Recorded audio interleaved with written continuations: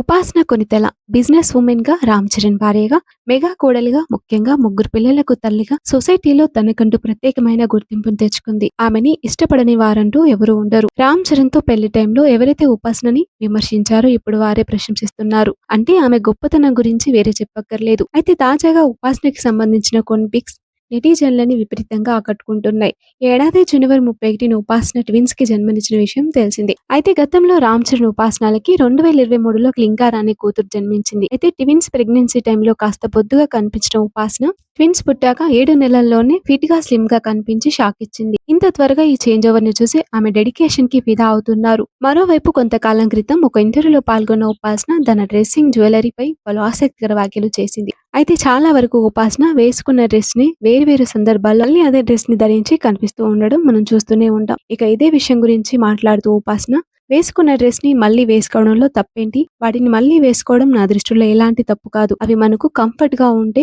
వాటిని ఎన్నిసార్లైనా వేసుకోవచ్చు. ఖరీదైన బ్రాండ్స్ కంటే సరళమైన వాటికే నేను ప్రిఫరెన్స్ ఇస్తా అంటూ చెప్పడంతో అంతా ఆమె తీరుపై ప్రశంసల వర్షం కురిపిస్తున్నారు. కొన్ని వేల కోట్లు సంపాదిస్తున్నా ఎలాంటి అహం కానీ గిల్టీ ఫీలింగ్ లేకుండా సాధారణ మహిళగా ఆమె ప్రవర్తన అభినందనీయమంటూ పొగడ్తల వర్షం కురిపిస్తున్నారు.